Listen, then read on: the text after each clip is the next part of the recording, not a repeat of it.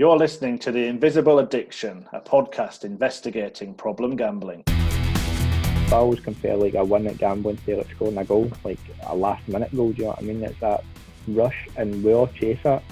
Right away, from the start till the end, it was the casino games, it was a Roulette that had me in a death grip. I had £12,000 and then 7 minutes later, zero.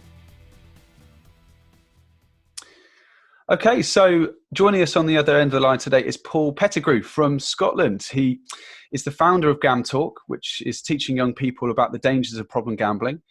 He slept rough on the streets for 5 nights to raise money for addiction services. He's made food donations in Inverclyde. He's handed out treats for youngsters on Halloween, and he's appeared on national newspapers and TV. He's somewhat of a Scottish Marcus Rashford. He's got a big following on social media, and he was also a promising footballer released at the age of 17 years old. So, Paul, it gives me great pleasure to welcome you to the Invisible Addiction podcast. How are you doing? I'm not bad, mate. No, it's a pleasure to get on. Been looking forward to it all week. Oh, thanks very much. So I suppose it's going to be a bit more conversational as opposed to like strict interview and things. But I don't know. I mean, we'll talk about maybe talk about the football first, and then we'll get on to sort of maybe the gambling addiction story, and then a bit more about your work with Gamtalk and stuff. So I don't know where should we kick off? Do you want to maybe spend a couple of minutes talking about your background and experience, your upbringing, and maybe a bit more about the football? No problem. So I'm from Port Glasgow in Scotland. I've lived here in my life, I've same house all my life, so I'm pretty routine and I'm settled. I went to St Stephen's High School. I loved my time in school, absolutely loved it. I was quite smart. I knew I was quite intelligent. My dad would always tell people that I was smart, and I hated it. He would always overestimate my abilities, I think, but I knew I was reasonably intelligent. And in terms of football, that's all I ever wanted to do, though. I just wanted to be a professional footballer. And the thing is, I was never that talented at all. Like, just an average Joe at best. But I did work really hard. Like, I will give myself that credit. I worked really hard from a young age.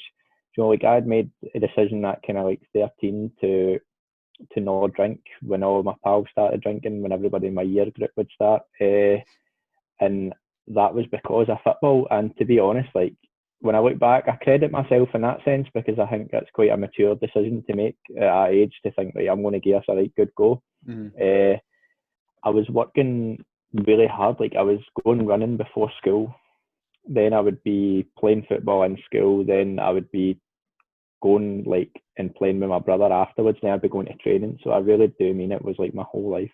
And obviously just through practice you get a bit better. I ended up, the first team I ever went on trial with was Kilmarnock up here. So I spent a year at Kilmarnock. Then from there I played for like a district team, for a Scotland schools team, and ended up in the end I signed with Morton, who's like the local professional club near me. And I was flying, I was doing really well. I was doing better, and to be honest, I ever kind of thought I would be. I was the first one out of my age group to get into like a reserve set up. And I was only 16 at the time, so I was doing all right. And the reserve manager at the time was actually the first team manager now, David Hopkin, who obviously played down in England. Is David Hopkin? Is he the guy from Bradford City? He's got the red hair? Yeah. He scored a goal at Wembley, I believe. He'll tell you that. Is he the one? Has he got missing teeth, or have I made that up? I can't remember if he had that. He might have. He looks a bit rough. He looks a bit rough. He was a scary guy, man. Really scary. Yeah. But no, so I was doing really well, and like every other footballer with a story, I got injured, and in the end, that kind of cost me. I was out for a portion of the season. I just didn't quite get back in order to really kind of earn a contract. Although if I'm being 100% honest, as I say, like, I'm honest in the sense that I was never overly talented or nothing, but when I look back, I think a lot of the boys that were in my group at Morton got contracts. I probably should have got one, to be honest. I probably should have. So I was quite dejected. I remember the feeling leaving the hotel. Like, so we're meeting about if you were going to get took on full time, it was in a hotel near me, and I went down with my dad, and I was in a car. I didn't say it to anybody, but I was wondering if I was going to get a year deal or a 2-year deal, and I ended up getting nothing. So I was dejected. I was really down about that. Plus, it's kind of, everybody had always seen me like out running on the streets, and they'd seen me in the gym and at Park Lee, which is my local playing field. So I was kind of known as not a footballer, but known as somebody who works hard at it. That's all I'd say I was known as. Yeah. So to then kind of have that, I felt it was almost kind of embarrassment. I just fell away from the game, to be honest.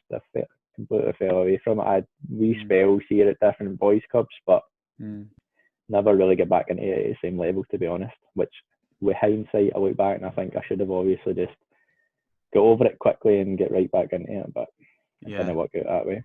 Yeah, I was going to say, I've got there's a lot of similarities. I can relate a lot to what you said. As a youngster, I played and was released at 16, and it also fell away. Oxford United, right. And fell away from the game. Just very similar to yourself. Was just completely dejected. Was shown the door literally after 8 years at the club, like a 10-minute meeting, and it was just the head of youth was like, right, we're not going to offer you the contract. This was November, under 16, so I had plenty of time. He was like, we can offer you a trial at other clubs. But I was just like, nah, I'm all right, and just was completely dejected. And it was like this kind of self-fulfilling prophecy where I was sort of thinking to myself the whole time. Every training session was like Groundhog Day. Was like, am I good enough? Are they going to pick me up? So that's the way I was, mate. That's the way I was. I never had the confidence in myself that I probably have now. Like, when I look back, if I had one thing I wish I had installed in myself was just a wee bit more self-belief. I always see myself just as the hard worker in a group rather than thinking, do you know what, I can compete here in this level, because I've never went to a level where I've ever like just thought, nah, I completely can't hack it here. Like when I was going down to Kilmarnock, I remember going down in the car and I was only like 15, and I was thinking, right, I'm going to do one session here, they're going to laugh me off the park, and me and my dad are going to get down the road, just tell people I did well but never go back. I was like, doesn't it work out that way? You do better than what you think. But I wish I had a wee bit more confidence at that age, to be honest. Yeah, 100%. What position did you play? Centre mid. Centre mid. I was going to say, I don't know why I had you down as a sort of striker, or Nosebleed up that end. I got about 3 goals a year. But I was going to say, I think I never scored. I was a defender. It was if any goals I was scoring, it was an own goal. But there's been. The facts that I look up and that are available online, they say I think professional sports people or footballers are like 3 times more likely to be problem gamblers and stuff like that. And I don't know if it's anything to do with that whole sort of, as I say, that mindset of, am I good enough? Am I not? I'll just show up, work hard. Again, very similar to yourself. It was like, right, I want to be the fittest in the group. But yeah. It was the all correlation that you mentioned there between footballers and gambling. I definitely believe there is something there. I think it's when you look at the characteristics of like a potential or somebody that's trying to be a footballer anyway, there's obviously that competitive edge that you're competing at a decent level at sport. There's also the kind of chasing a thrill. Like I always compare, I know we'll get on to it, but I always compare like a win at gambling to like scoring a goal, like a last minute goal. Do you know what I mean? It's that rush, and we all chase it, and I think like those characteristics can make you more susceptible to getting too deep into gambling anyway. Definitely, I believe that. Yeah, sure. So I don't know where can we pick up the story? So was this around 16, 17 years old then? 17, aye. Right. 17 I was. Just before my 18th birthday I got released from Morton. No, was it just before my, I can't remember if it was just before my 17th or 18th birthday, one of the two. But within a year anyway, that's when I kind of started gambling. But with the football, I got offered exit trials and stuff as well, but I never took them up in the opportunity. I was just that scunnered that I got to a point then where I thought, right, I'm going to go out with my pals at the weekend, and started drinking like nothing mental. It didn't ever become an issue, but I just started to enjoy myself a bit more and relax and take the pressure off myself. And do you know what? I say sometimes I wish I went back and I threw myself right back into it, but then at the same time, I was under so much pressure on years just for myself. Yeah. And it allowed me to just relax. So yeah. Oh man, yeah. I'm just like, everything you've just said is so relatable, because at 16 I had a girlfriend at the time and didn't want to know the local a local PE teacher who happened to have a couple of sons that played professional football actually in the end, but he was wanting to take me under his wing, and at the local non-league club, and I just was like, nah, didn't want to know. And it was just completely happy to be relaxing and to not have training twice a week and games at the weekend. It's weird because a couple of people I've met have very similar stories with the whole, getting released from football. And I don't know. I know a couple of other people as well who are maybe my brother's age, a few years younger than me, and maybe I put myself in this bracket, but my word, we like to party. It was like it was just like after all these years of working hard and keeping your head down, it was just like an explosion of like, well, do you know what? Screw it, I'm going to go and gamble X amount of money, or I really drinking and whatever. Yeah. When I look back, like I really enjoyed that time of my life actually. Like just turning 18, and when I took that pressure off myself, I don't look back and ever think, oh, I made a mistake there. I actually really enjoyed it, because as you said, like that constant pressure you were under and it was probably more from yourself of thinking like nobody in my family ever put pressure on me by a footballer or none of my pals, but it was just all on me. See, just to relax, I loved it. We were going out twice a week, and then you start gambling as well, and I loved it. I loved that time. So it probably in the end it worked out all right, to be honest, because I think I was so bogged down at that time. Like I was really kind of just felt like I had the weight of the world on my shoulders, and I look back and think it was Morton. Do you know what I mean? It's hardly life changing, or I was, I probably had to get a part-time job as well as play then. But I think I just wanted to always have a professional game under my belt. My goal in life was to play at least one game where my dad was there watching. That was it. That's all I ever wanted to do. Other than that, I didn't care about it. Yeah, definitely. I mean, do you still play football now, or is it just I still play now. I play Saturday morning amateur with my pals. We've all started the one team going together, so it's brilliant, man. I love it. Nice. We just go here and then go to a pub after it, so it's good. Environment. That's great. I mean, are you able to play during lockdown, or has this been? Nah. Yeah. It's been terrible. It really has. It's I had a 5-week suspension and from January onwards, so I've not kicked a ball really this year. We've played a couple of friendlies, that's about it. So it's been like a year out of my life and I'm fully fit and ready to play, but it's been terrible. Am I allowed to ask you what the suspension was for? It's just I've got no luck, to be honest, and I know that sounds easy to say, but there was a bit of a kind of brawl on the park, and I ended up with the only one that seemed to get a red card and a 5-week suspension. And then, funnily enough, the week that I was supposed to come back was the week that the Old Firm game got cancelled in March, and then that's when everything went right up with COVID stuff. So that was the week I was supposed to come back, the Friday night, buzzing to get back, and then the game get cancelled. Oh my goodness! That's my luck. Yeah. Oh my goodness. Yeah. I mean, I don't know. Should we now move on a little bit more towards the kind of the gambling and stuff like that?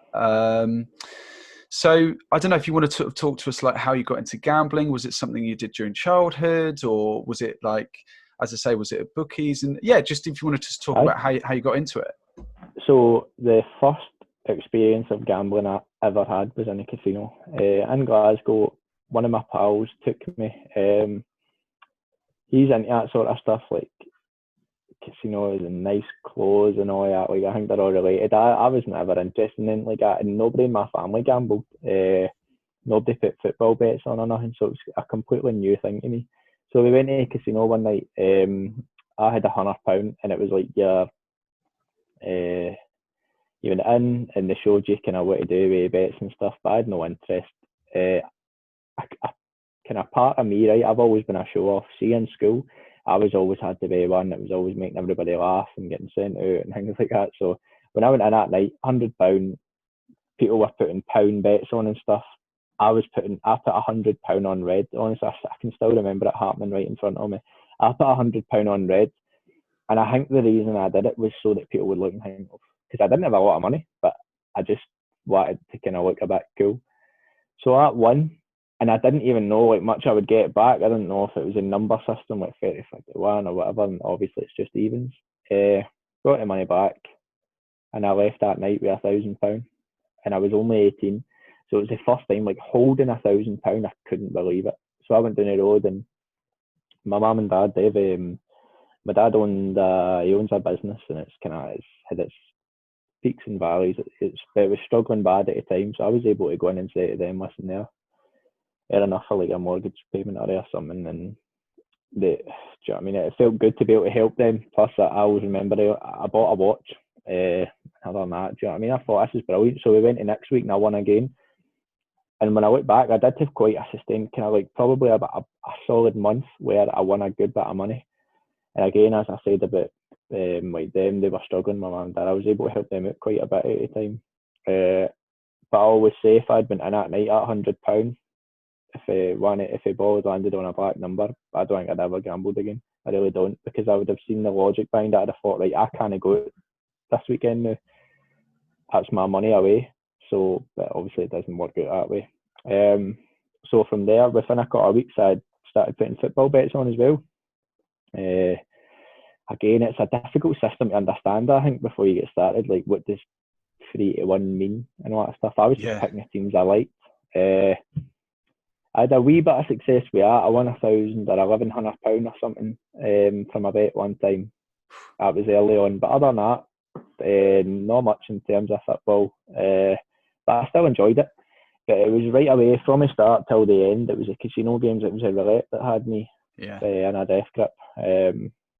If I had £10, that's where it would have went. It would have went on a Roulette, not a football bet or not anything else. Sure. So I was at 18. Sure, blimey. I mean, there's got to be, you know, I'm now making massive generalizations, but I swear a lot of people that have had problems with gambling, myself included, their first bet is almost always won. But yeah, to 18 years old, to go into this casino, to spend £100 and then to come out with £1,000, that's ridiculous money. That's massive money. See, within the first like month, I ended up coming home one time, counting money out on the kitchen table, and I'd won about £4,500, and I was able to. Honestly, I'm not worthy alive. It's about £4,500, and I was able to, obviously, as I said, help my mum and dad out. I was able to buy clothes and stuff. But probably the first time where I ever spent more than I wanted to was, I remember promising to give like my mum and dad, they needed it. I mean, they weren't asking me for it or nothing, and they were like, they wouldn't take a penny off me, but they were desperate, so I was able to help them out. But I remember promising to give them about £4,000. And I ended up only ever giving them 1,800, and that was because that other bit was starting to go. So I was thinking, right, in my head at the time, I was thinking, I've promised to give them 4,000, but I'm going to win another couple thousand to keep it for myself, because I thought I was good at it. You know what I mean? Yeah. And then, so I've actually just thought of that here, really, when I look back on it. That's probably the first time I ever spent more than what I should have. Did they know? Did they ever question where the money was coming from, or were you upfront and did you tell them? I always remember as well. I always remember I went in and handed my mum was doing some ironing, and I said, I've won again. She said, how much? And I said, like, another 1,000. And she said, you need to be careful with this. And I remember thinking, just gave her £1,000. She's still moaning at me like, look, I can't win here. But I'll remember that moment, and I thought, you need to be careful about it, do you know what I mean? But obviously mums are always right. I should have listened to them, been more careful about it. But no, I was upfront and honest at the start. I told them where it was coming from, but then as the frequency of gambling, as it became 2, 3, 4 times a week, no, I started to lie about it. Sorry, I think the audio's just cut out there, but I got most of that. Yeah, I just sort of, roughly translate as mothers, and I'm like, oh yeah, okay, mothers. Yeah, sure. So, so was this down in Glasgow, the way you were betting in the casinos? It was in Glasgow. Yeah, I'm trying to think because I went on tour many years ago. I was doing some tour management for a band, and we went down. I can't remember the street, but it's I think with the O2 or it was known as the ABC Academy, I think. I know where you are. Is it the Riverboat Casino or the Alea? Sounds about. I think it was Grosvenor. I can never pronounce that. Yeah. That's the Riverboat one. That's the first one I ever went on. Yeah. On that street where you are. Yeah, it's quite. I remember it's not it's not the biggest actually. I remember you had to. Do you have to go up some steps and then you're in? I don't know. Anyway, minor details that really don't matter. Yeah. No, I was going to say it's on quite a busy street. I remember there's quite a few good bars down there and stuff like that. Mm-hmm. Yeah. Glasgow's good. Good fun. Yeah. It's good. I much prefer it. Compared to Edinburgh, I must say. I don't know if there's any rivalry between the two. Yeah. Edinburgh's too dear. You need a bank loan to go to Edinburgh. No, I mean, terrible, man. Yeah. Me and my pal went to Edinburgh when we were 18, and long story short, we went to see, I think it was Showtech or something. We went to see when we were 18. And in the morning, we couldn't afford the breakfast. Thankfully, we booked our return ticket, same on the train, but we woke up and none of us had enough money for a bacon roll each. We just went to a station and came down the road starving. Oh my goodness. Oh my goodness. Oh my goodness. Yeah. No, I spent some time up there for the Fringe Festival, and then which was nice. And then everyone was like, "You've got to get to Glasgow." And I must admit, everyone in Glasgow is a lot friendlier. They're nice people. Yeah, than Edinburgh. Which team do you support? Is it Morton that you support, or? No, I support Celtic. Okay. I've always waited for this moment to come up, to see who I support. So I'll probably lose half my following between my. I was going to say I'm sorry. Yeah, you can blame it all on me. This donut over here. Yeah. They'll find out. I retweet things on Twitter like about Celtic winning or something, and then I quickly go on and unretweet it. I think I better watch now, but doesn't matter. I'm not a pure. I know this is easy to say, but I'm merely a football fan. Like I'll watch any game that's on the telly. Honestly, I'll watch anything. I'll even watch local games like Greenock Morton and stuff. Just any form of football. I like Man United as well. I don't know how that'll make you feel, but I like Man United too. Okay, yeah. Well, I mean, it's not too bad these days, is it? Because they're not doing the best. That's terrible. Who did they lose to this? Was it Istanbul? Was it in Istanbul? Istanbul back this year. I don't even know what they're called, but defending for the first goal. I seen it on Twitter last night. It was out of this world. Yeah, they're all over the place right now. Yeah. No, it's pretty embarrassing. I was going to say a few years ago you'd have got away with that, but these days it's like, well, I wonder if you want to change alliances or whatever to another team. Yeah. Dare I suggest Liverpool? Yeah. But okay. So sorry, I've got massively sidetracked. Huge big tangent. But so should we pick it up from? So this is what you're about 18. You're helping your mum and dad out with some money. How did things kind of progress from there? I remember after the initial kind of winning streak, there became a kind of arrogance that had developed in me, where I thought, like, I'm good at this. I'm good at gambling. Like, I don't know if it ever got quite to this point, because sometimes I think when you look back, was that actually what happened, or do you make it up kind of later on? But I think I was almost thinking, like, I might not need to work here. I'm really good at this. Yeah. But obviously you realise very quickly that you just start losing. And I remember whenever I think back of if I lost a lot of money, or say if I lost the last £1 in my account, there would be this feeling that would just kind of come over my body, and it would be like a flush of just kind of, I'd feel almost like hard to breathe. I remember the first time I ever got that feeling was I got all my SAS money in, like, to go to uni, and that was obviously to do me for the month. And as you know, it's not a lot of money. I think at the time for a month it was about £600, and I remember I knew it was coming in at midnight, so I waited up. I got it, and before the morning had come, I spent it all. And I remember I was in my dining room at the time, and I thought, that's not good. Like, that's not good at all. Something's happening here. That was the first time I ever thought, right, things are a wee bit out of control. But then I thought, right, I'll learn from it and I'll just not do it again. And then that's when it leads to, so to get through that month, I can't even remember who or how, but I obviously had to borrow money to get myself through a month. So, and then the day before the next month's payment was coming in, I remember thinking, right, I need to win money here to pay that back, but then get me through this one. Like, so it's a chasing losses, that's what it is. And then I gambled all that, and that went, and so from there it just completely out of control. Overdrafts were opened before I was 19. I got like £2,500 from the RBS, which to this day, how they ever granted an 18-year-old to spending every penny that goes in his bank on gambling, how they gave me a £2,500 overdraft, which surely somebody's got to be looking at that and having a bit more common sense. I'm not passing the buck on at all. Everything's my problem, and I own it and I take responsibility for it. But surely somebody, like if it was me looking at that screen or somebody in the bank, I'd be like, maybe have a word with this boy. Even though give me life advice, but just don't give me a £2,000 overdraft. Do you know what I mean? Mm-hmm. But then I got that, and honestly, it went within 2 days. It went £100, and then when I lost that, 400, and then you know the story. Very, very quickly, I amounted debt. Very quickly, I went from a position of, by no means is it having a lot of money, but at 18, when you've got kind of £4,000 or £5,000 sitting there spare, you're doing all right. To then within a year, you're tens of thousands of pounds in debt. It's a massive swing very quickly. Yeah. The amount of money when you think that, like, so before I turned 20, I was sitting there at £25,000-30,000 of debt. Wow. That's a massive swing to happen for when you're 18. Like, you imagine the amount of money that needs to be spent a month just to get that. So, oh man, it's bonkers, isn't it? It's absolutely bonkers. Yeah. I mean,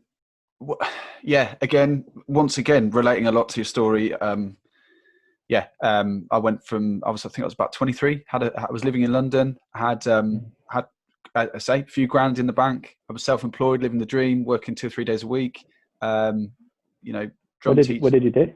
So I was kind of self-employed. So I did a variety of things. So I had my own sort of football six-a-side business that I ran, which was very profitable, which was great. And I was I am still a drum teacher and drumming and stuff. And actually after the football, I took up football refereeing. So I was doing that as well. And to sort of non-league level. And so I was just spinning lots of different plates, but I was like living the dream, you know? And and then within a space of 6 months, went from a couple of grand down, a couple of grand in the bank. And then I was about minus 10 grand, which, like you've just said, that pendulum swings, and it's just, it's shocking. What was it? So what was it like for you when you did kind of reach that? Oh my goodness! I'm now like £20,000-30,000 in debt. What were the steps you did? I mean, for me, I had to then move home and all this, and the repercussions of that. I've been in debt. Well, I've only just got out of that debt.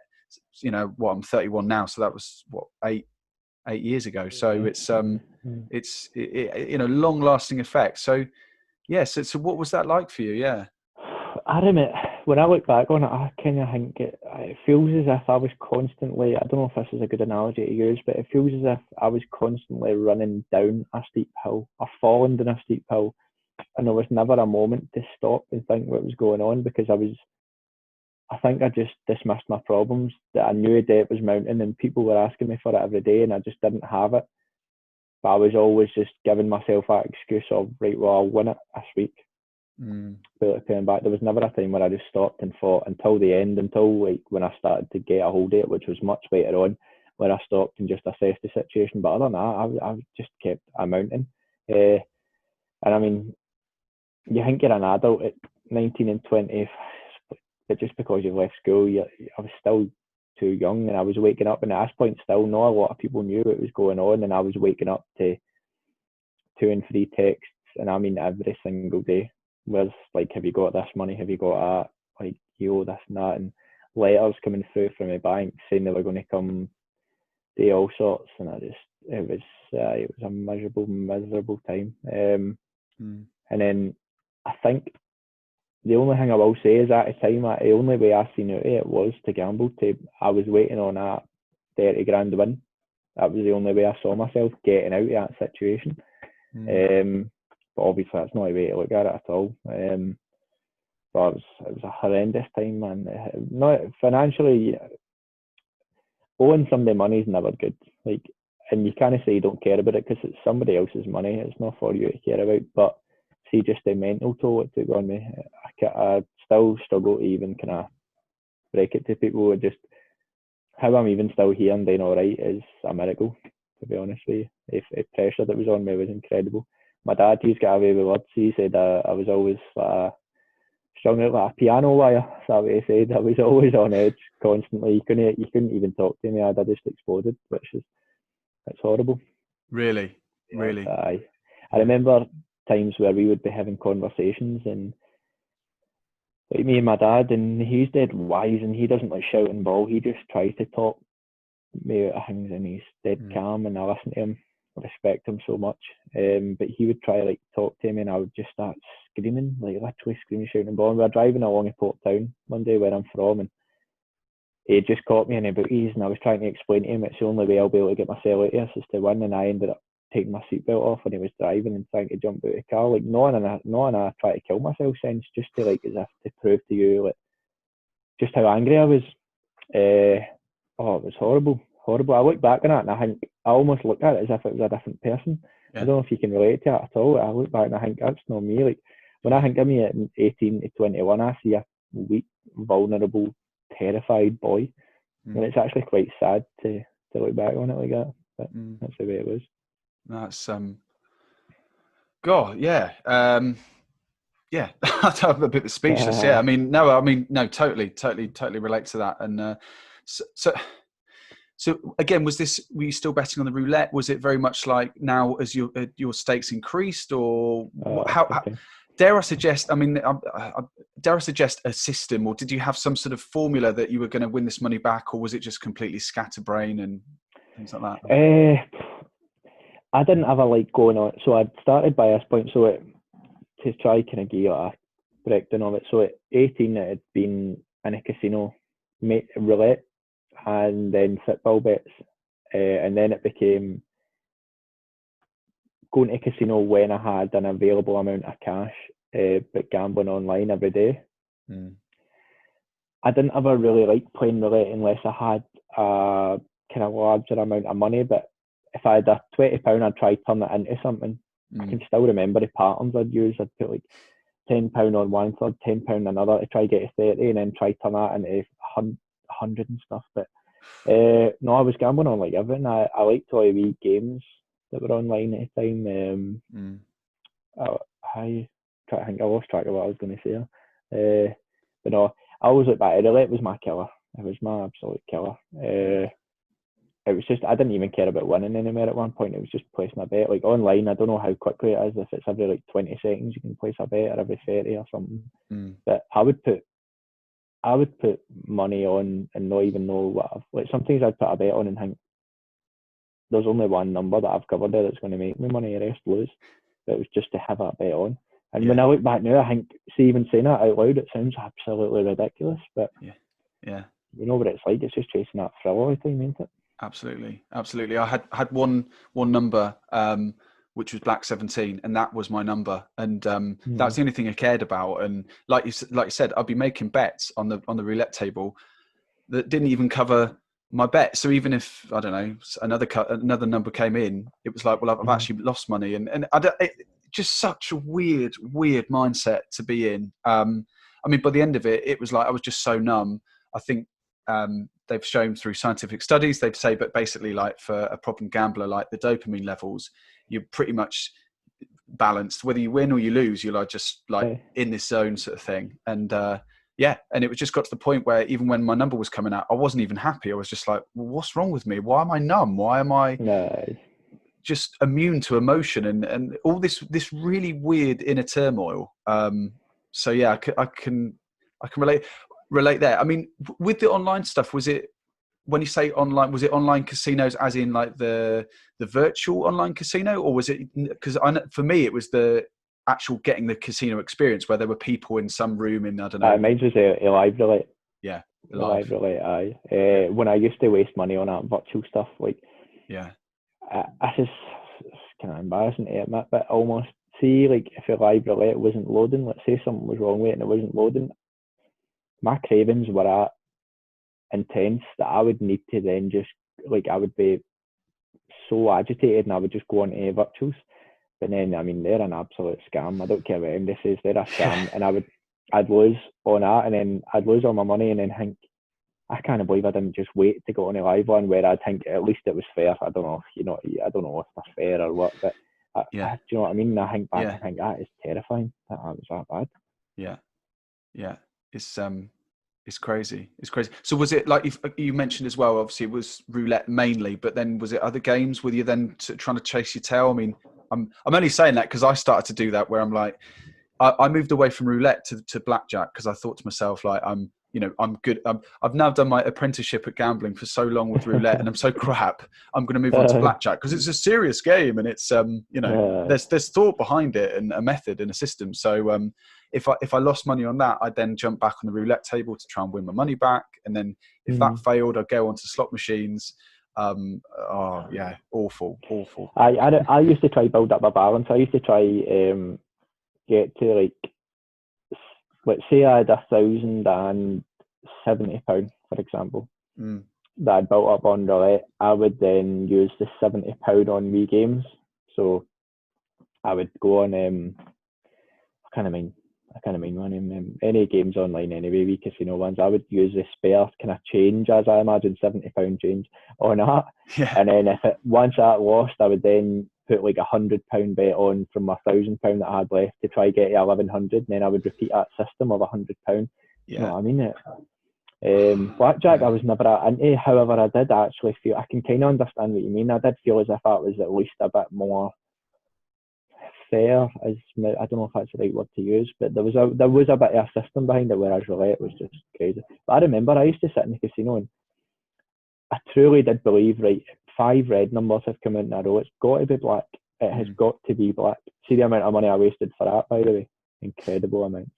That was my biggest ever loss. Came from that way of thinking. That thinking that it needs to change colour. Lost about £12,000 one night on it. Wow. I'd put. Do you want to hear that story? Yeah. Please share it. Yeah, please, if you're comfortable to do so. Yeah. So this one was. I had been banned from Coral online, so I sent one of my pals money to put in his Coral account, and I was placing bets on his. So I ended up went in with. I started with £200. No, I started with £400. Sorry, I started with £400, and I ended up with 12,100 and something. So as the balance was building, I got to 5,000, and I remember it was my pal Aidan. I'm trying to get him to get these like transcripts from Coral because I want to post it online and show how quickly I saw it happen. But anyway, I had 5,000. I remember he messaged me and thought, that's brilliant, like, take that out now. And I said, aye, no problem. Then it got to 10, story, and it ended up at 12,000. And I said to him, right, I'm going to leave at a night. And he's like, that's unbelievable, mate, well done and stuff. Do you want me to withdraw it now? And I said, no, I'll do it in the morning. I'll withdraw it in the morning. Oh, yeah. So I was playing roulette, and I thought my way of thinking was if I was at 12, I'd try to get to 15, and then when I was at 15, I'd try to get to 20. So there was no amount I'd ever stop. I was at £12,000, and I remember putting like £250 it started with on. Was it black? Put it on black to try win just a wee 250 over the 12 to then play. Because I said I'll not go below 12. My debt at the time was about £10,000, so I thought, right, that covers me and lets me go buy new clothes and stuff. So anyway, 250 didn't come in, so I doubled it. 500 didn't come in, 1,000 didn't come in, and it was at double way until it got. The last bet was about £3,500 on, and it was about 16, 17 red numbers in a row. That's how I lost all that. Whoa. So I'd went from £12,000. And I've got it recorded on a thingy on my phone. I'm going to post it on my Instagram the next couple of weeks. I had £12,000, and then 7 minutes later, zero. Absolute zero. Goodness. And he messaged me. I remember he messaged me, and I'll never forget this. And he's like, well done, my man. Did you withdraw that into your account? And I just never answered him. And we didn't ever speak about it after that. And I seen him we were out one night a couple of weeks later, and I seen him, and he just done that and shook his head. He's like, I'm so sorry. I was like, don't you be sorry. I was like, it's nothing to do with you. It was me that had the responsibility of taking it out. But he still talks about it now. He's like, I wish, like, at night I just kind of took it out for you. And I'm like, that looks, whatever happened got me here now, so don't worry about that. You know what I mean? Jesus, Paul. Yeah. Aye, that was a horrific one. I remember. Just to add to that, and that's kind of, for anybody listening, it's just to kind of try illustrate to you how much of a mental toll this takes on me. I was 20 at the time, and I would remember going into my dining room and lying on the floor next to my radiator and just lying there.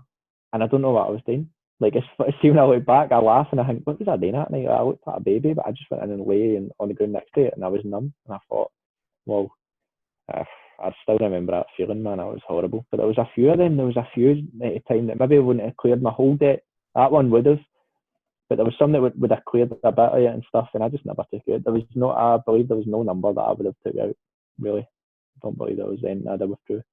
It's mad, isn't it? It's mad how I think I was only relieved. It was relief, or like, okay, I've spent all my money now. Okay, right. Okay, you know. Yeah, I get you. You know, I feel calm now. Bizarrely, well, calm, quote unquote. You know. Yeah.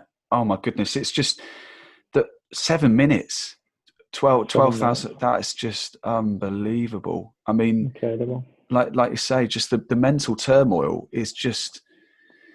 Oh my goodness! Yeah, it makes me feel a bit sick. You know, yeah. See, trying to like explain to people that don't understand it as well. Like, you try to get up the next day after you've did something like that and be Joe normal. Like, try hold a happy conversation with your family, or try go to work, try play football. Like, it's impossible. Do you know what I mean? I remember as well. I kind of dabbled in and out of football after that, and at the time I thought. At the time, I thought it was kind of beneath me, these levels that I was going to, and now I probably couldn't even compete at them. Yeah. At the time, I thought they were beneath me, and I was going and playing at them, and I was running about, I swear to God, Alex, I was running about in the park, and I honestly was thinking about my cooking. And you think, that is a scary way to be living your life. It really is. Wow. Yeah, it's nuts. It's absolutely nuts. I think... I mean, on nowhere near in terms of just in terms of numbers. I'd never done that much, but yeah, the day I self-excluded was just before Christmas 2017. I self-excluded from casinos because I was just done with it, you know. But I'd gone into London and done a month's wages and some sort of thing, and an actual casino, aye? Yeah, physical casino. Right. I'd gone in to do my Christmas shopping, which is completely. Ridiculous. I hadn't gone to do my Christmas shopping. It was just an excuse. I got the train from my hometown in Newbury, which is about an hour away, into London. Got there at like 9 a.m. in Mayfair, in Palm Beach Casino. I wanted to, again, try and be classy or whatever. And I got in there, and the croupier, the woman dealing the blackjack cards, she was like, I was the only one in there. She was like, well, what are you doing? And I was like, oh, you know, I'd come in with that optimism, like, yeah, okay, this is going to be my day. I'm going to win my money, positive mindset, because that'll help me win the money today. You know, and I went in there and I was like, oh, I'm here to do my Christmas shopping. And she was like, oh, okay, cool, you know, all right, you know. And within half an hour, I think I'd done £200 or £300, which I did this thing in my head where I went, okay, well, I've got £100 cash. I'll do about 200 on my card. And you know, in your head, you're like, well, I can build this. I'll start with 50. I'll build it. Don't worry. I'll get up there. You rationalise it to yourself, don't you? Yeah. It's nuts. Yeah. And then boom, boom, boom, gone. Went to the cash point, gone. And I was like, shit, I've just done £300. I've just done £300. And it was the first time she looked at me, you know, someone ever called me out on it. And she said, do you think you should take a break? Do you think you should go and, you know, do you think you should be here? And that was nuts, man. That was nuts. And I remember somebody I've always wanted to see was somebody that used to work in one of the casinos I used to visit, and he was a kind of younger guy. He was maybe early 30s, late 20s. And when I was 18 at the time, and see, when I used to walk in a casino, he used to shake his head. He used to be like that. Because I was going up midweek, I was going up Tuesday night and stuff, and he'd shake his head, and then I'd be over at his table and I would laugh it off. I'd be like, no, and whatever, and he'd be like, you're an idiot. And I look back now and I respect that guy because he was trying to help me. So I would, and you know what they're like in a casino, they really can't do things like that. But I would win money, and rather than try and entice me to stay, he would hand it over, and then he'd keep his hand on it for like a wee extra second so that I looked up at him, and then when I looked up, he'd be like, get out of here. And I've always respected that, but never seen the guy. Obviously, I've never been back in to go see him, but wee things like that you think that was signs somebody else is telling you. Do you know what I mean? Because the thing with me is that I hid it from my family like so well for ages, but I've got a group of pals where I don't know how to say this without sounding kind of like I don't mean it in a big heated way, but people would come to me probably with problems. Like people would like try get my advice and stuff, and they'll say it themselves. Like it's kind of always been that way. So I never was able to kind of maybe go and speak to somebody. And I also, a lot of my pals knew, particularly since I've started Gamtalk, you know what it's like. They got a drink in them and they say, "Oh, Betty, I wish I helped you" and stuff. And I'm like, "Look, you couldn't have done any more." But they all say they wish they had just came and kind of pulled me up on it. But at the end of the day, it's a difficult thing to do to one of your pals when you're 18 and 19. Yeah. You know, these are still boys, and obviously they don't know the extent of the situation. I'm sure your pals didn't know how deep you were in. Do you know what I mean? But it's why you really need to just get help early, I think. But I'm going on a bit of a tangent now. But no, don't worry. In fact, I've just got to open the door for my cat. The cat has been sat here patiently. She's been sat.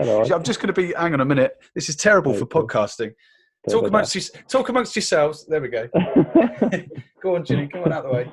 Go on. There we go. That's live for you. I mean, I'm getting so lazy with my editing. I'm just trying to keep it, one big flow. So, oh dearie me. So look, I mean, should we talk? Well, talking about getting help.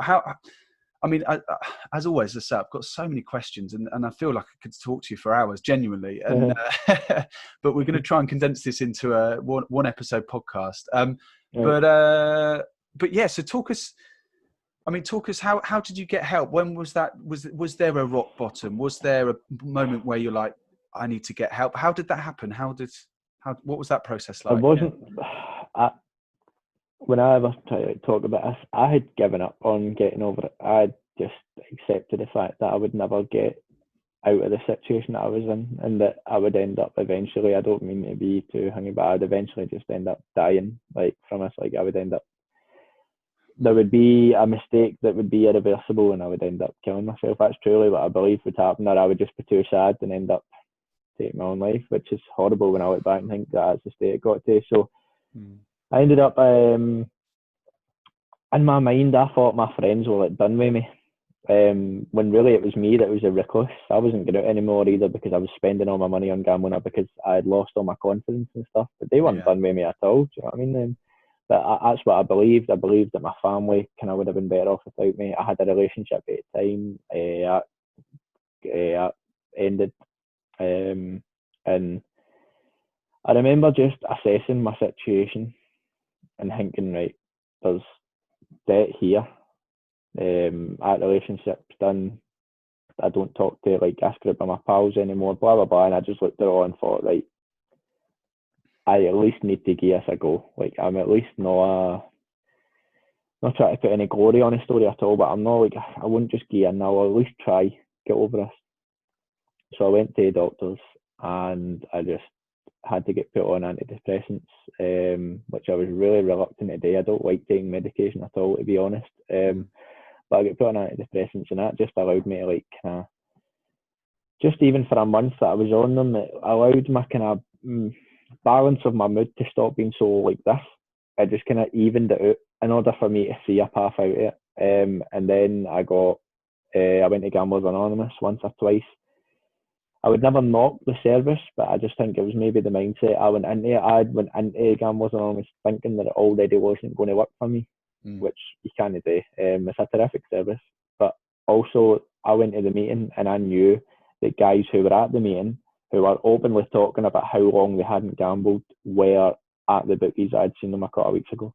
So I just lost all faith in that system. I thought, right, is this a stunt for them to kind of prove to their partners they're trying? And it wasn't that for me. I was in a situation where it's do or die for me now. I need to get out of this. But I spoke to people kind of one-on-one, and then I ended up just feeling like I went round my pals. I got a few of them to pick me up at separate times, and I'd said to them, listen, I'm sorry for the last couple of years. this is the situation I'm in, this is what's been happening, I'm going to try get over it. And when they all just said, listen, like, we're behind you, and like, we'll do whatever we can for you, and they owed money, they said, don't worry about it, just clear the decks. I started to get a bit of belief, and I thought, right, people ain't done with me. I put a plan in place about September time of 3 years ago now, and I thought, right, I need to cut this down. I'm not going to be able to. And the doctor told me, the doctor said, listen, for how like aggressive this addiction is you've got, if you just try to stop it, then you'll be in a real bad state mentally. And like there was serious talk of getting me into signed into a, I don't know what you even call it, a mental establishment anyway. That's how bad it was with how my mind was working. So the tablets helped that, and then I started cutting down. So I didn't gamble one Sunday, and that was the hardest day of my life. No gambling at all day. And then the next week, Saturday, Sunday, and then after that, I ruined it because I gambled every day for a week, so I had to start again. But then I got it right, cut down Sunday, and this is 7 days a week, almost every minute that I'm awake, every minute I have funds to do it anyway.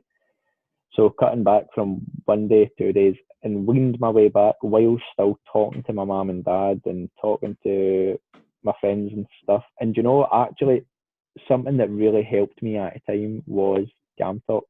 Now, this was an idea of mine 3 years ago, and I never went about the business structure right, and I never tried to build it up properly and stuff. But see, like, focusing on it every day, like a laptop in front of me, it helped me just not be thinking of gambling.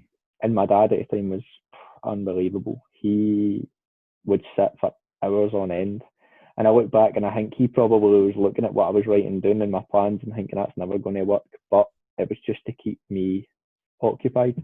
Yeah. So as I said, massive respect for him. And it was just that process. And then it got to the 27th of December and I thought, right, that's been like a week now that I haven't gambled. So just take it from there and just run with it. There was wobbles since then, but where the main problem for me was guilt. The guilt just ate me up of what I'd been doing to my family, my pals for the years, and they'll all tell you that it wasn't anything on them, but it was, you know, just a constant worry. Every time I went out the door, they were always worried about it. So the guilt ate me up for a while. I had to get some help about that. It's like sobering up, isn't it? It's like sobering up after like 3 years of just being drunk in a sense. Your brain's just completely wired. I always try to explain this to people. If I had a handful of change, like pound coins, I would be able to look at that amount of money and know how much it would get me on roulette, on the machines and the bookies, see fixed odd betting terminals. Yeah. I'd look at it and that would just be, money just became gambling tokens to me. That's how I would describe it. It just became gambling tokens. So you need to rewire your brain from all that. And I did a lot of deep thinking. Something that helped me was having a notepad and I would just open it and just write. None of it ever made sense. None of it ever became anything, but it just allowed me to start to understand myself more, understand why it was going on. And then there was a lot of different things. It's a kind of long answer, ain't it? People ask me how people send me a message on Instagram, how did you stop?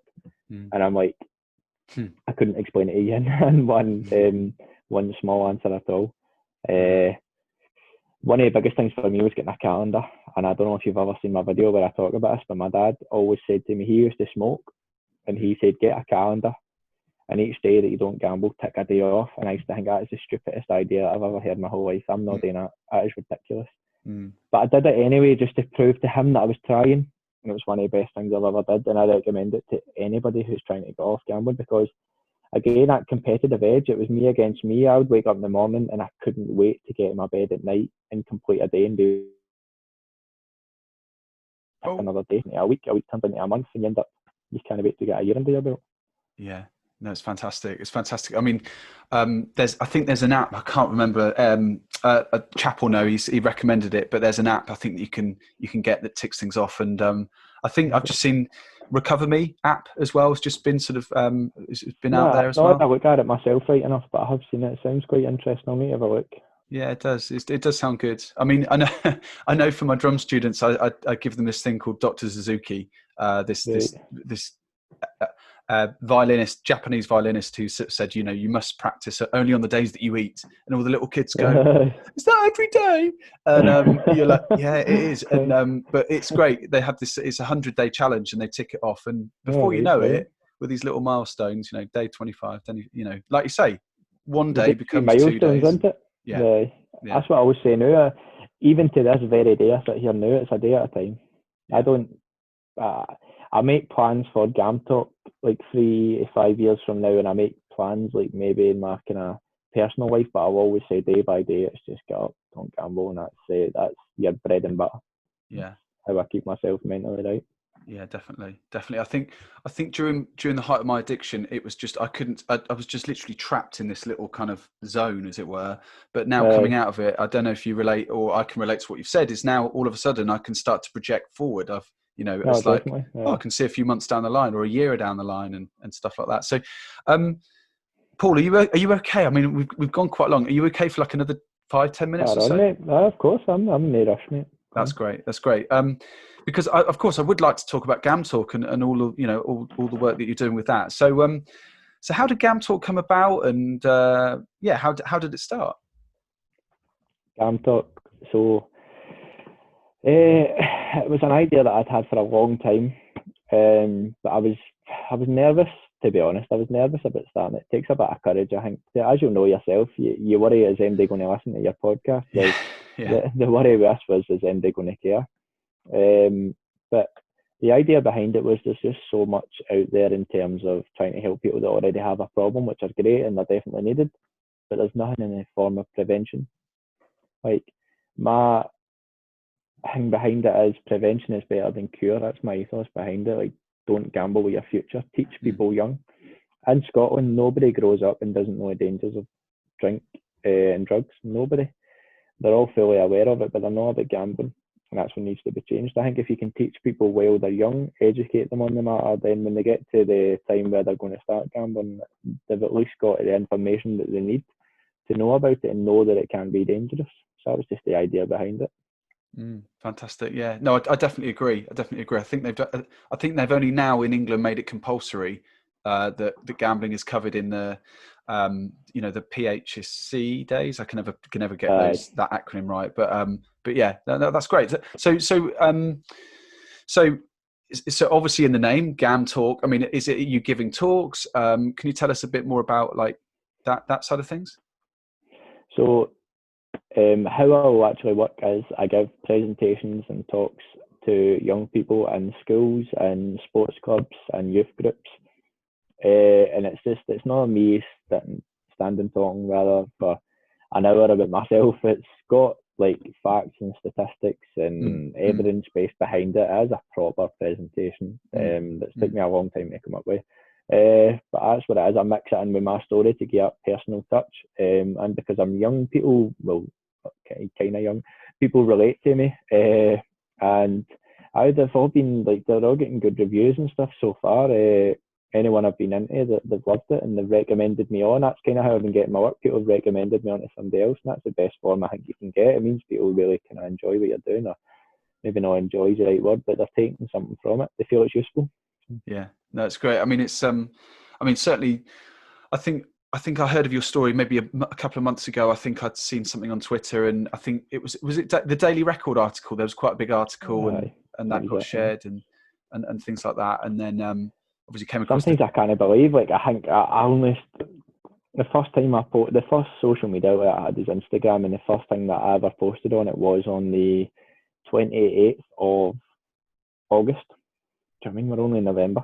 Yeah. I think like here I'm sitting talking about it now. Somebody that I've never met, and there's like been newspaper hangs and things like that. So it's it's took off, but I think it's people say, oh, you should be proud and stuff, and I don't really agree. Like, maybe in 5-10 years, I feel I've made a difference, I'll be proud then. But I think it's just, it shows that society does see it as an issue.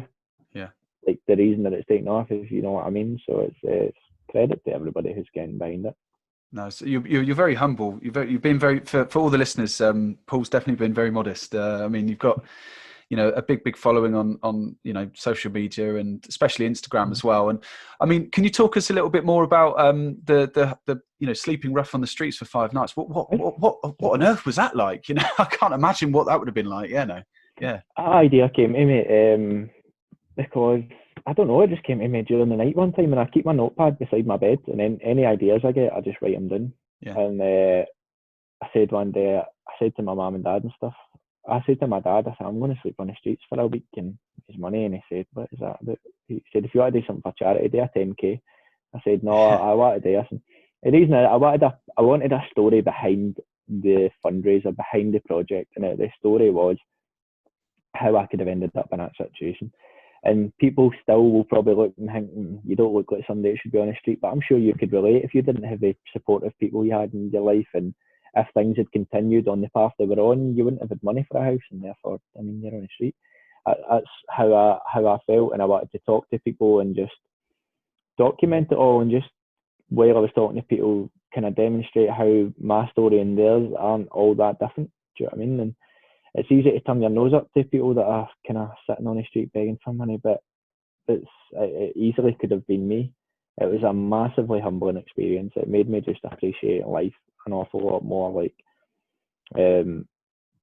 since I've come home, just in terms of like, I don't have a care in the world what clothes I wear anymore, because I think I wear clothes to keep me warm.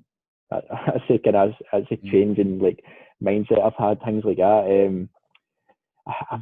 I've not stopped thinking about so many people that I met up there. I just think some of them are good people who the cards in life just haven't felt right for at all. And I'm just so lucky to have been born into the family and the friend group that I was in to get me out of that situation. I just feel so bad because some of them deserved the chance that I had, but they just didn't get it.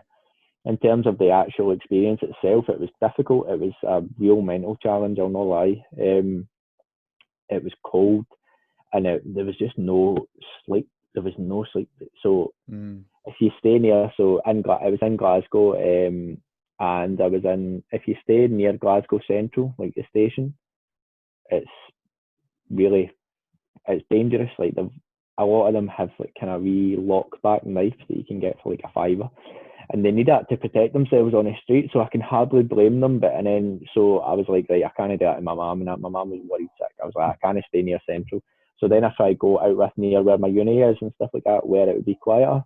And then the police come and move you because you're near like a student accommodation or you're near housing estates. So you just can't sleep, you can't win. So it would get to a point I would just try kind of stay up during the night, and then in the morning I would go to McDonald's for my breakfast, and I would put my head on the table for 20 minutes, and then I'd get told to leave.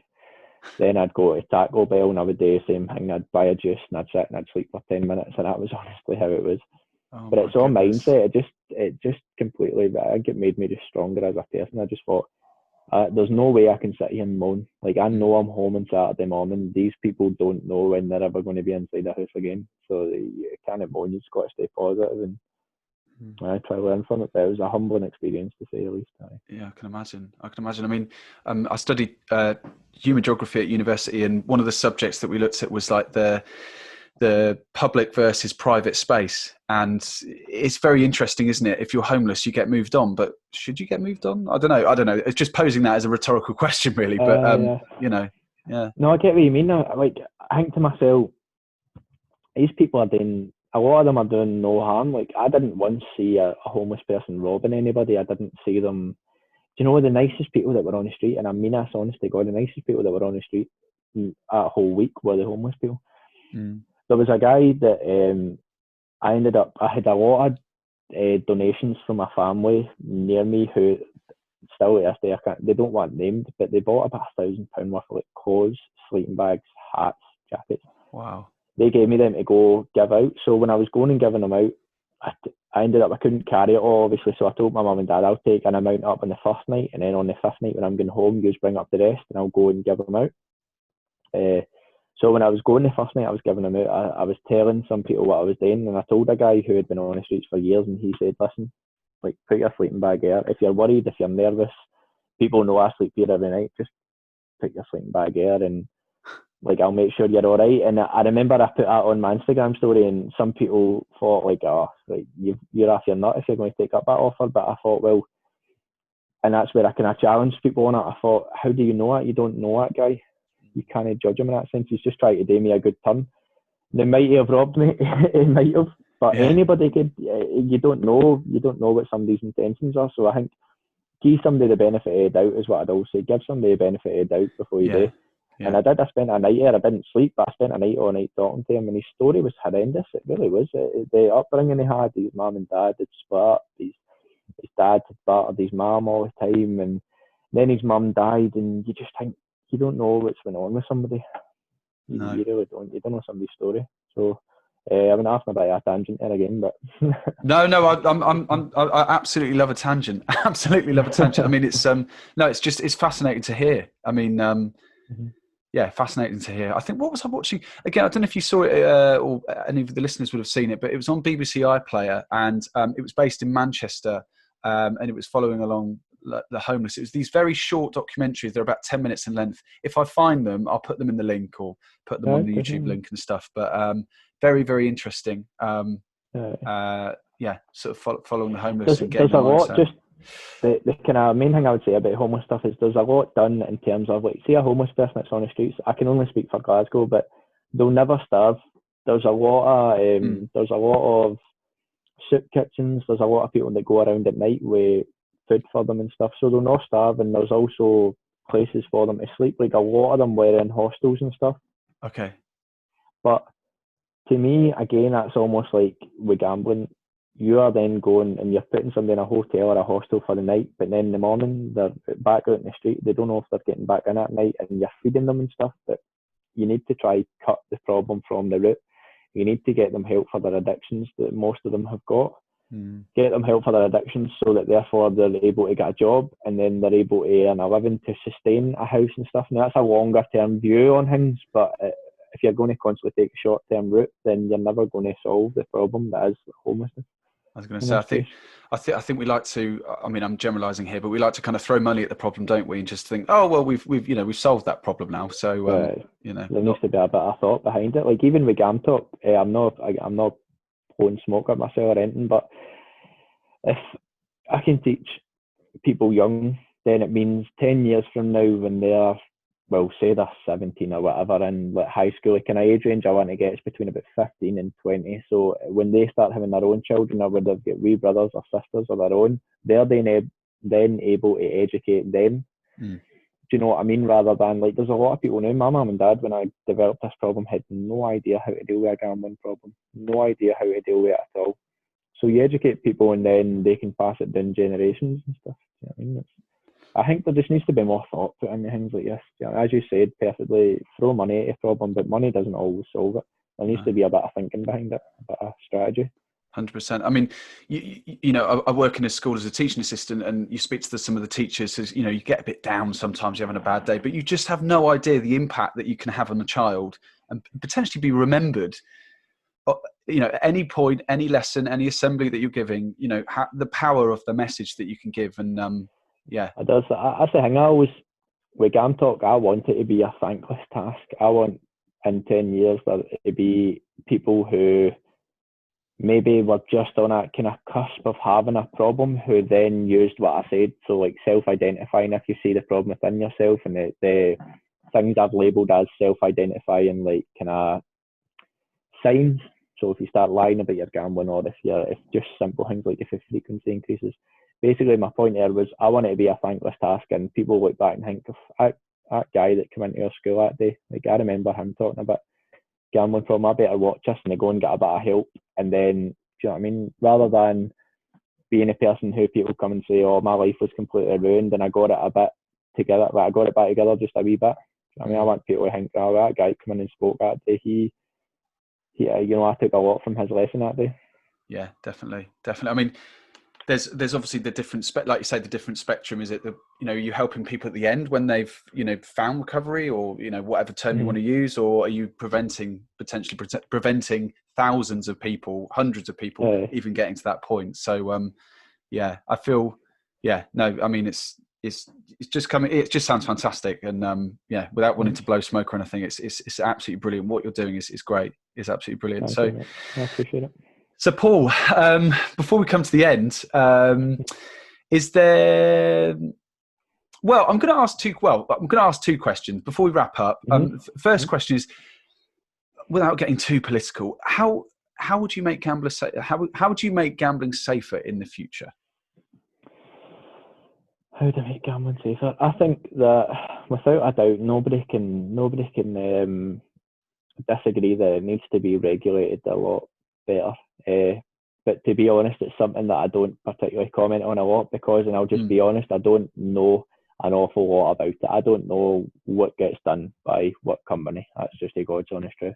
I think though, you must need to educate people further on it. I know that then kind of aligns up with Gamtalk, so people might think it's quite opportunistic of me to say, but I just think if you educate people more on the problem, like I've never took drugs in my life. The reason I've never took drugs is because I've seen directly the impact it can have on people, and I've been taught about it from a young age. So that's kind of like my view on that. I would say, however, the sponsorship that's within the Scottish game is absolutely, it's just leading to disaster. Like the Scottish game has been sponsored, the William Hill Scottish Cup, the Betfred Cup, Ladbrokes were a sponsor of the league. Most clubs have some form of gambling company on the logo. So any young boy that grows up in this country, the vast majority, and I'm not being stereotypical, but the vast majority, they love football. So from a young age then, they are just being made to feel like there's a correlation, like they come hand in hand, football and gambling. If you sit and watch a game, you need to have a bet on, things like that. And it just, that relationship needs blew right out of the water. It completely needs to be changed. I know they need to get the money from somewhere in order for the game to survive, and we struggle enough as it is, being neighbours with rich people like you down here. But at the same time, there's other ways of getting sponsorship. You can't pollute the game with gambling companies like that. Yeah, definitely. I completely agree. So Paul, is there anything before we completely wrap up? Is there anything that you want to kind of mention? Where can people find you? Or if in fact, is there anything you want to sort of mention that you haven't spoken about? No, I would just say that if anybody's listening today and they want to get in touch, then it's Gamtalk 1 on Instagram. It's Gamtalk Paul, I believe it is, on Facebook. But what I would say is that although I'm saying that I like to go down the prevention method of talking to young people, if you do have a problem, a lot of people have come forward and listen. I'll never try charge you one-to-one sessions or nothing like that, but I'll give you my advice. If you come to me with a problem, I'll give you my story, I'll give you my time, lend you my ear, and I'll tell you kind of my story, how I get out, and hopefully if you can take something from it, brilliant. But just there is support out there. People can get over it, but I think, as you know yourself, it needs to come from you. Really need to want to stop. You can have a million people supporting you, but if it doesn't come from yourself, then you've got no chance. Absolutely. I think that's a really good message to finish on, Paul. So thank you so much for giving us your time today. It's been it's an absolute pleasure talking to you and hearing about your story and how relatable I found it with the football, and then the casinos and the roulette, and then obviously what you're doing now with Gamtalk. It's you're an inspiration, and thanks once again. No problem, mate. It's my pleasure. It takes a huge amount of bravery to tell your story publicly. So I'd just like to say a massive thank you once again to Paul for sharing his story with us. I could really resonate with Paul's story about getting released from a professional football club and enjoying the buzz that gambling brings. On the roulette wheel, you experience the emotional roller coaster, similar to a football match, with all the ups and downs, convincing yourself that if you keep pushing, a win is just around the corner. It's inspiring to hear how Paul has recovered from gambling and has founded Gamtalk to educate young people about the dangers of problem gambling. Well done to him. So I'd like to continue the conversation around professional sports and gambling by speaking to another young man who's battled a gambling addiction. Let's find out in the next episode when I speak to former Stoke City and Burton Albion footballer Ben Markle.